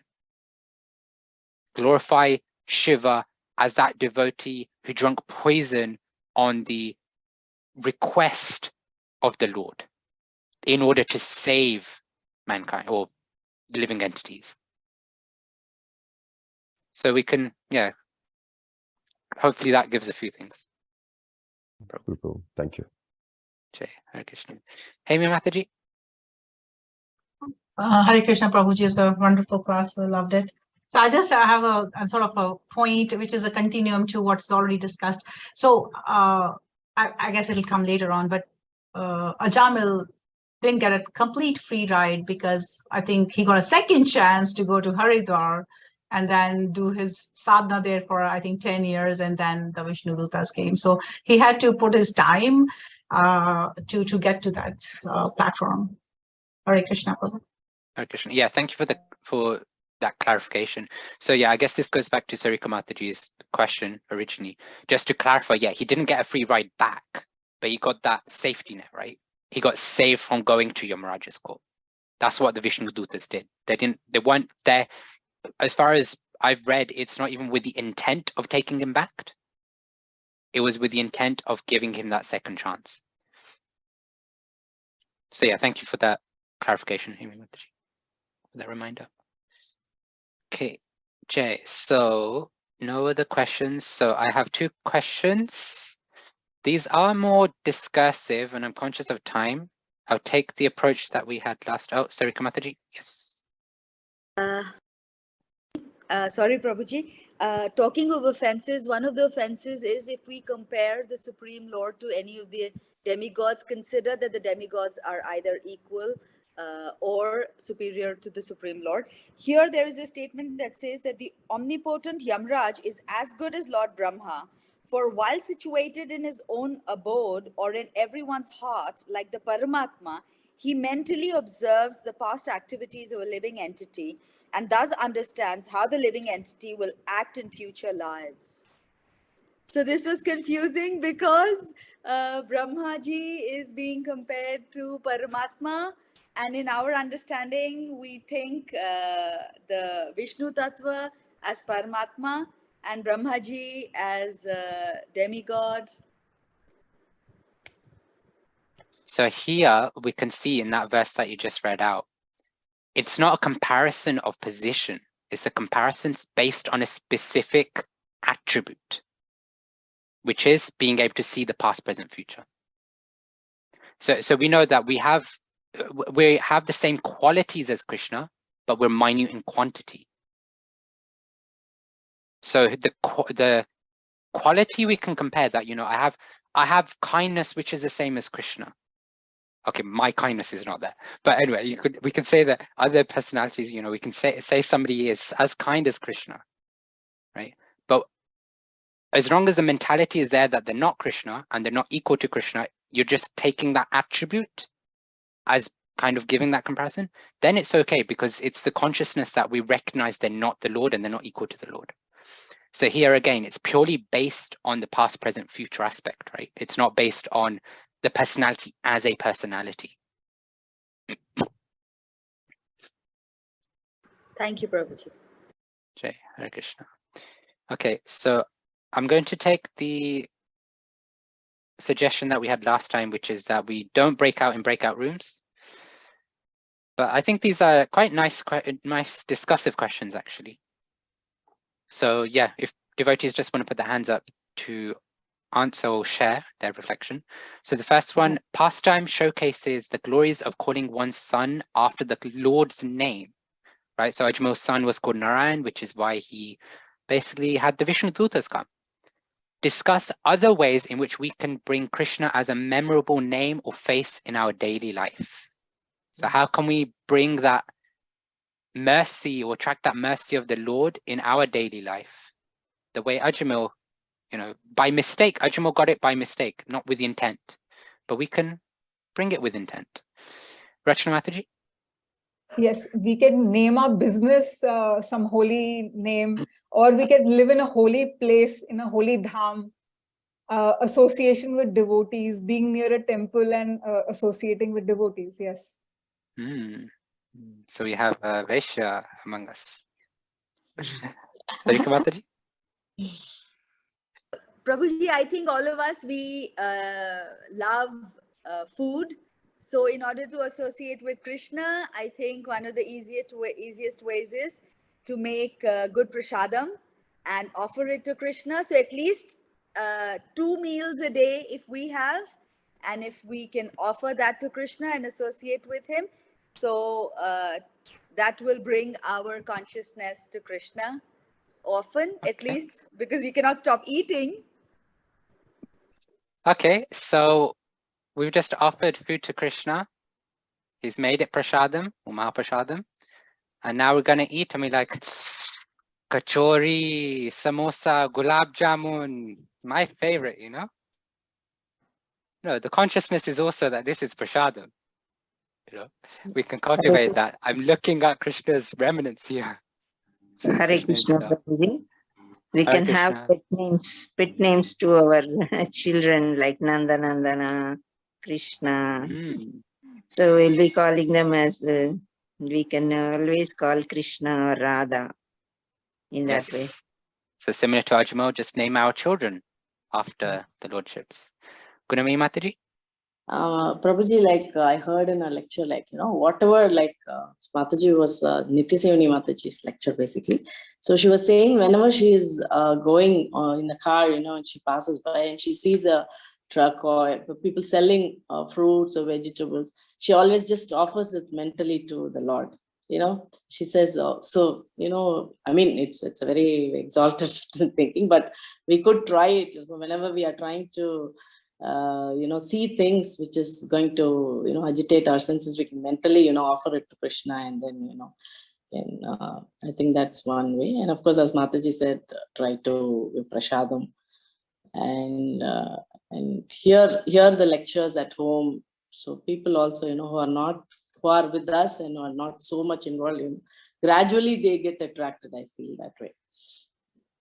So these are some of the, Yeah, no, nice point. I never thought of that actually, in terms of like just passing by trucks and food like groceries and things, right? Just offering. Especially in India, you know, those the bullock carts, where they have these carts where they sell on the road and stuff. So that's nice. Amy Mataji?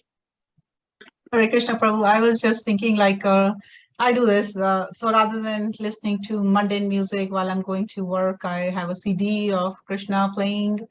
And, you know, that's like continuously remembering as I move around. And the other thing is like, even on like my office desk, like you have a Krishna calendar, and then sort of first thing in the morning, just do my pranam and try to do it on my way out as well, so that I have Krishna, thinking of Krishna, and I have a CD playing right inside my office too, which kind of keeps me connected in some format. They talk about when you meet people to think of Krishna. That's a hard one because you're so. I mean, I guess I'm so conditioned. I can't look at everybody, everyone at this point and say, well, this is Krishna. Of course, I've tried that in situations where, you know, where you don't like somebody. Then to like that person, you say, you know, Krishna is inside of this person, and that's the way you kind of remember Krishna. You know, Hare Krishna Prabhu. Krishna is there, but Krishna, you know, this person really, really hits my nerves, you know. No, don't worry. I think all of us have been there. But yeah, no, thank you, Himi Mataji. Subhra Prabhu, you're on mute.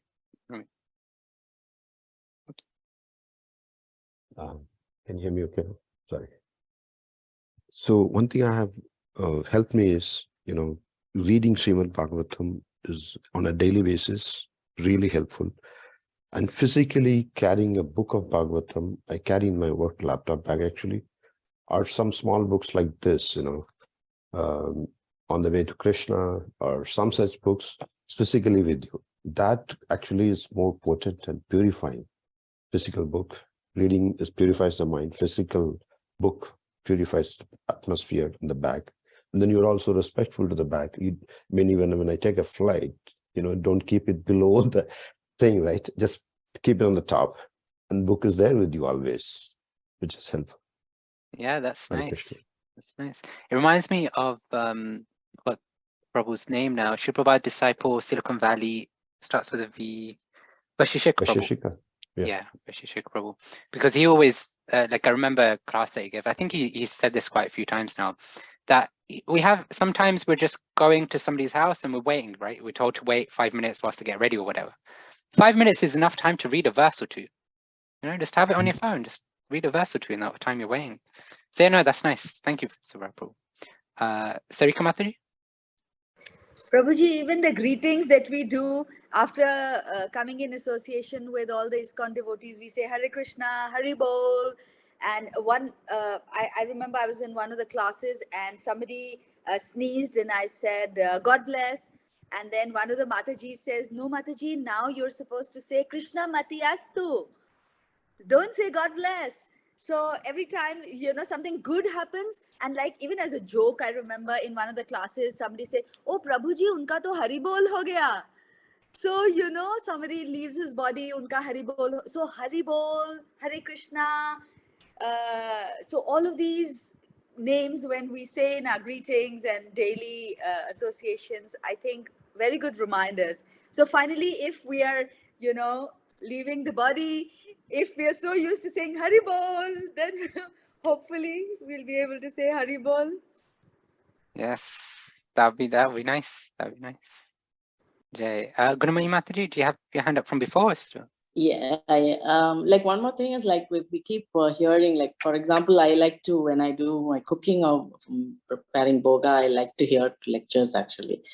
So it's really, one thing is like my mind doesn't get distracted, angry or anything. So it's absorbed in the katha.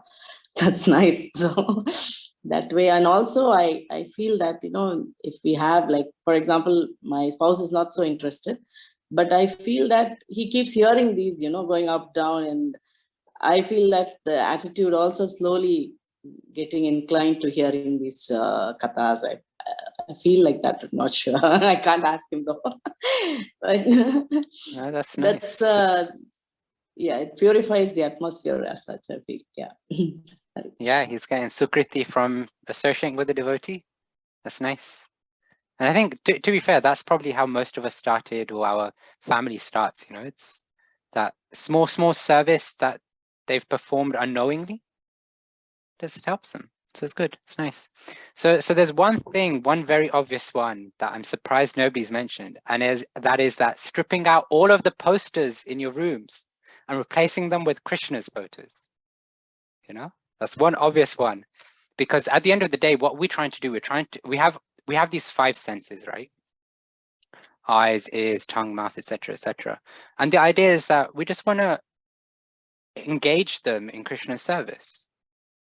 Why look at mundane things when we can look at Krishna or Prabhupada or our Guru Maharaj? Why hear mundane things when we could hear kirtan, or we can hear a class or a lecture?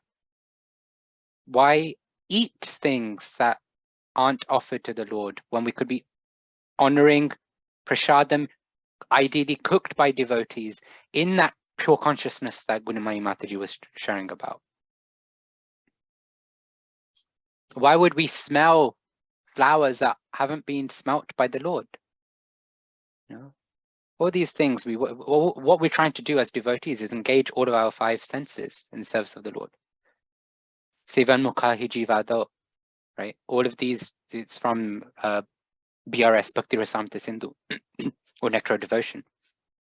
Just by engaging the 5 senses in the service of the Lord, 2 things happen. One is that they become purified, and the second is that ultimately, it takes us closer to Krishna. So, yes, Hemi Mataji. Prabhuji, I just want to add, because this is not mine. This is from Prahladanand Prabhuji. He's also part of our group. He's not here today, but he mentioned to me one time. So every time he steps out and he sees the sun or the moon, he thinks of the shloka in Bhagavatam, Raso Apsu Kante. I forget the whole thing, but Apsukonteya, that shloka where they say moon, the shining of the moon is the Lord, and the sunshine is the Lord, and the taste of the water is the Lord. So he thinks of that shloka and sings. And second thing, he was saying, like when he goes up and down the stairs, he says a certain shloka. That's his routine. Like up down the stairs, he'll say something up the stairs, and that's like he's been doing that for years. So that's something I thought I'll mention. Hare Krishna. Yeah, that's amazing. Thank you. Yes, Rasoham Apsukonteya. How can I forget that? That's one of the things when Galamkana Maharaj's decision to not eat any solid foods anymore came.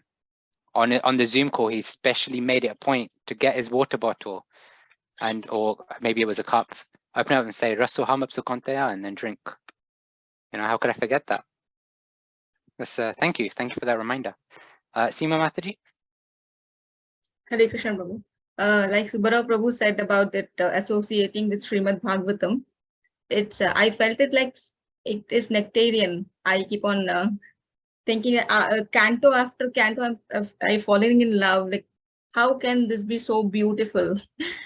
I don't know. It's because with that ISKCON Prabhupada's Bhagavatam is so nectarian, or it's like every Bhagavatam is so nectarian. I don't know. And one more thing is that earlier I used to be like, whenever whatever things like seasonal fruits or flowers, whatever comes, it is for my sense gratification, for myself. Now everything is for Krishna. Every seasonal fruit, first thing foremost, I'll offer it to my at home, and to the temple I'll go and offer. And flowers also, like this is summer, so the summer we'll get this what we'll say mogra flowers, so that is for Krishna. Earlier it was for me. Now those inclination is like that now. First thing foremost is for Krishna. Amazing. Yes. Really nice points. Thank you. Especially Okay. South Indians, Prabhu, we are so used to adorning flowers. So I think I've kind of given up. Yeah, that's a good one, actually. Yes. That's nice. Just offering everything. But yeah, those 5 senses that we have, just engage them in service somehow. So yeah. Okay, second one. This pastime showcases the Lord's protection towards his devotees, right? Just by chanting once. Describe and discuss times where you've experienced the Lord's protection or heard of the Lord protecting devotees. Preferably more personal examples, because I think then that helps connect as devotees. But yeah, actually, it has not happened to me, but I've heard that some devotee family was going to board a plane, but some small incident happened where they couldn't board the plane, and then the plane crashed or something. So, yeah, sometimes it's protection by causing frustration. I'm sure they really wanted to be on that boat plane, but they'll be happy that it didn't happen afterwards, right? Because Krishna protected. Anyone else? Prabhuji, more like we have these kind of thing, like I was hearing, I was reading about Madan Mohan, Radha Madan Mohan. And then, suddenly when I just go into the YouTube, I find the series of lectures by Gauranga Prabhu on the history of Madan Mohanji. And, you feel so, I don't know, that gives that thing, that's supposed to be. I don't know. I have this feeling like when you are really, you want to know something, you get it. And I think that's also mercy of the Lord. Like you want to know something, or, the mind is looking for something and you get it, like, you don't have to really look into or search for it like that. So I feel this is also like a mercy of the Lord, or he's really protecting us in that way, like, keeps us constantly thinking of him or pastimes of the Lord. So this is yes, I'm glad you mentioned thinking of him, because otherwise I was going to come back with the gopis and how Krishna left the gopis. The gopis were searching for Krishna, but Krishna didn't want to let the gopis have him, So, but no, yes, in that pastime, they were obviously thinking of Krishna, which is what brought them closest to. So it's good. Sarika Mataji? Yeah, Prabhuji, this is a personal experience that I would like to share. Just like Mataji was just now mentioning that her husband is not following Prabhupada's process. My husband also, he was not following, and he's a Sikh by his religion. And so for years now, I've been making prasadam.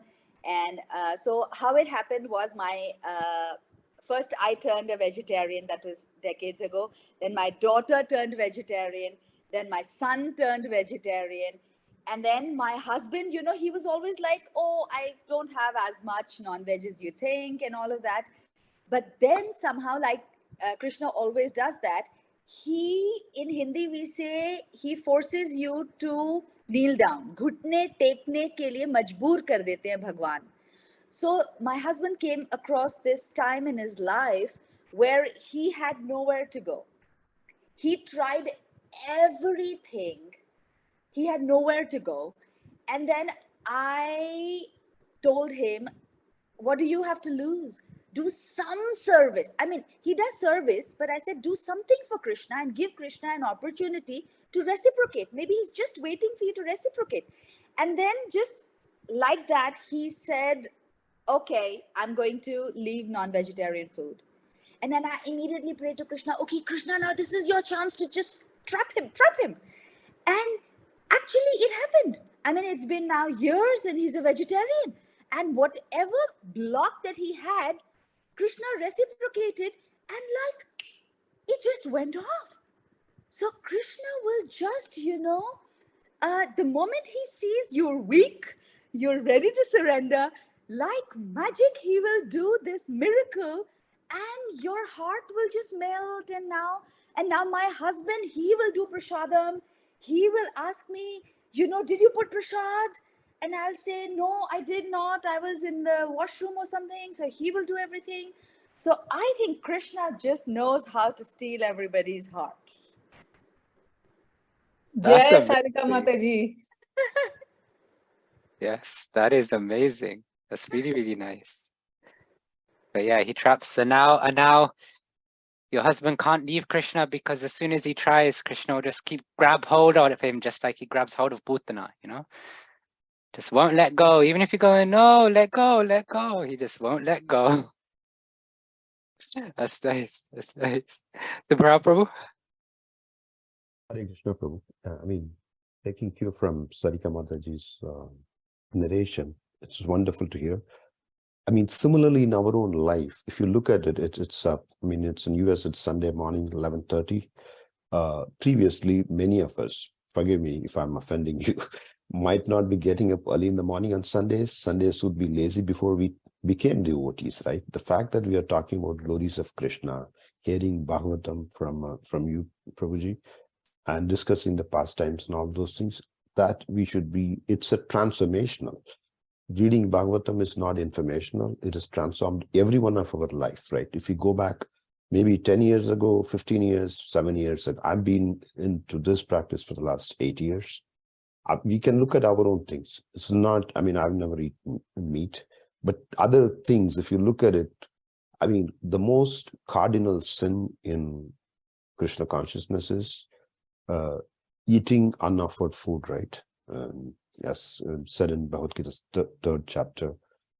So we don't do it now. So that transformational journey, each one of us has gone. We can give a lot of examples that thanks to Krishna consciousness, thanks to Prabhupada and Acharyas and all other devotees. Hare Krishna. Jai, no, yeah, that's true. Thank you for the reminder. We can just look at Prabhupada's early disciples, right? All fully involved in breaking all the 4 regulative principles. Somehow or other, Prabhupada's purity, the Bhagavatam's purity, brought them to that standard, right? They transformed their lives from a complete 180. Yes, thank you. Hemi Mataji, make this last one, just conscious of time. Yeah, Hare Krishna, Prabhu. Mine is a very simple one. How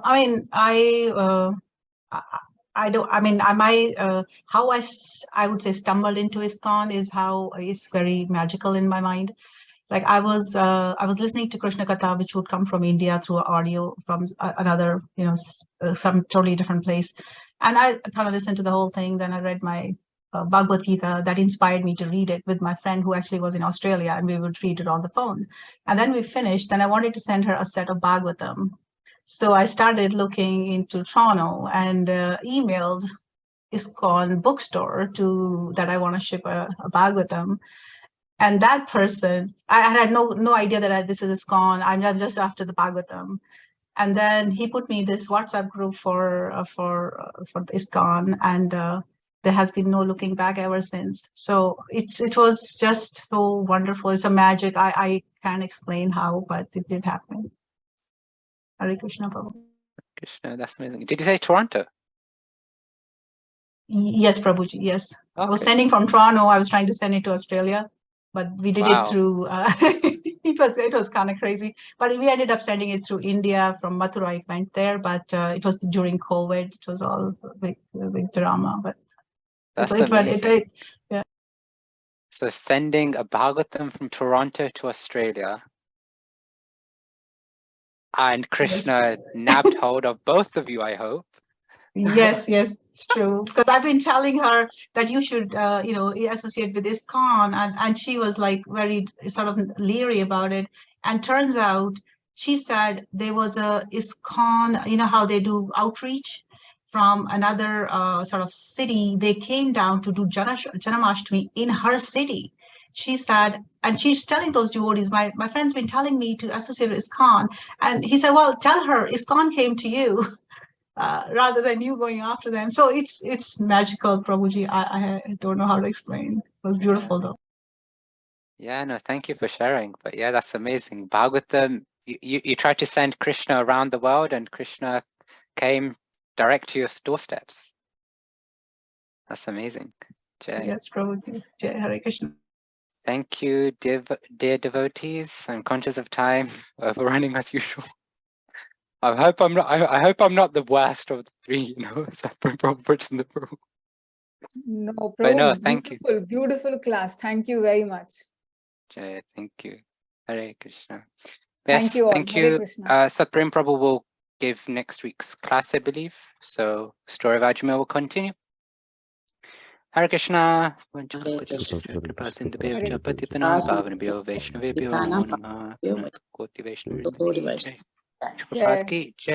Hare Krishna. Prabhu Thank ki you, jai. Hare Prabhuji, Krishna. Thank you, Prabhu. so much. Hare Krishna.